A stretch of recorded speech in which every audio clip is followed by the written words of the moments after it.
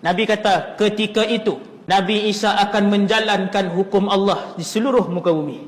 Kesemua akan tunduk kepada syariat dan hukum Allah Subhanahu wa taala. Dan kesemuanya akan tunduk kepada isi kandungan Al-Quran dan hadis. Syariat yang akan dibawa dan dipraktikkan, dilaksanakan oleh Nabi Isa ketika itu adalah syariat yang dibawa oleh Nabi Muhammad sallallahu alaihi wasallam. Bila Imam Mahdi dia tengok Nabi Isa datang, dia pun serahkan kepimpinan kepada Nabi Isa. Maka ketika itulah pada zaman mereka berdua ini Allah Subhanahu wa taala mengembalikan seluruh keberkatan yang ada di atas langit dan di bawah bumi, dikeluarkan, di atas langit diturunkan. Waktu itu tuan-tuan sama macam zaman Umar ibn Abdul Aziz radhiyallahu anhu. Tidak ada lagi orang yang berhak untuk menerima zakat kerana semua umat Islam adalah jutawan. Ada satu je perbezaan pemerintahan Umar bin Abdul Aziz dan juga pemerintahan Sayyidina Isa. Zaman Sayyidina Umar bin Abdul Aziz, siapa pergi pejabat zakat, dia ambil duit untuk diberikan kepada orang susah. Kalau tak ada orang susah, dia boleh bawa balik duit tu, emas tu ke Baitul Mal. Baitul Mal akan ambil balik. Pada zaman pemerintahan Nabi Isa, siapa-siapa yang gatal pergi ambil emas dan perak di Baitul Mal untuk diagihkan kepada orang-orang miskin, kemudian tak ada orang miskin, maka Baitul Mal akan buat peraturan tidak boleh dikembalikan emas dan perak. Kami pun tak tahu nak tahu di mana. Lagi mewah. Kanak-kanak akan bermain dengan harimau dan ular. Yang akan mengembala kambing-kambing adalah serigala-serigala. Bisa tak ada tuan? Bisa dah tak ada. Buas binatang sudah tak ada. Nabi kata pada zaman itu seorang petani apabila pergi ke tanah pertaniannya hanya melemparkan benihnya begitu saja. Kemudian dia pun balik. Lalu naiklah tumbuh-tumbuhan yang segar.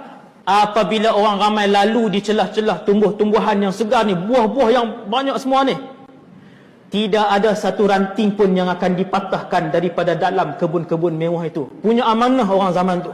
Tuan-tuan, zaman tu berlalu ke belum? Belum. Allahu Rabbi. Betapa kita, Allahu Akbar, teringin sangat kalau Allah Ta'ala muliakan kita untuk berada pada zaman tu. Cuma nak pergi ke zaman tu tuan-tuan, kena lalu satu zaman yang paling sukar. Satu, berdepan dengan fitnah Dajjal. Dajjal ni bila dia keluar, semua fasik akan ikut Dajjal. Tuan-tuan, fasik ni apa fasik? Orang tak tutup aurat fasik. Zaman hari ni tak tutup aurat. Inna lillah wa inna ilaihi raji'un. Nabi kata kesemua fasik ketika Dajjal keluar akan ikut Dajjal. Murtad, mensyirikkan Allah Azza wa Jal dan menjadi pengikut Dajjal. Ramai tak zaman ini? Kalau sehari semayang 3 waktu, tinggal 2 waktu, fasik. Betapa ramai umat Islam yang akan ikut ketika tu. Wal'iyadzubillah, wal'iyadzubillah. Akhirnya tuan-tuan, habis Nabi Isa, dia duduk dengan kita umat Islam ketika tu selama 40 tahun kata Rasulullah. Dia berkahwin, dia beranak pinak. Untung Muslimah jadi isteri Nabi Isa tu. Selepas dia wafat, Ya'juj Ma'juj apa semua dah keluar dah. Semua Ya'juj Ma'juj akan keluar pada zaman Nabi Isa. Dan Nabi Isa sendiri tak dapat lawan dengan Ya'juj Ma'juj. Kenapa tak boleh lawan? Nabi Isa pun wafat. Orang semakin teruk, orang kembali menjadi teruk. Kemudian berlaku kiamat. Selepas tiupan sangkakala, tuan-tuan yang dirahmati Allah, sangkakala pertama, sangkakala yang kedua, semua manusia akan dihimpunkan di satu tempat yang bernama Mahsyar. Mahsyar adalah sebuah tanah yang luas untuk mengisi berapa trilion manusia. Bukan sahaja manusia. Nak letak atas tu binatang keseluruhannya. Nak letak di atas tu jin keseluruhannya.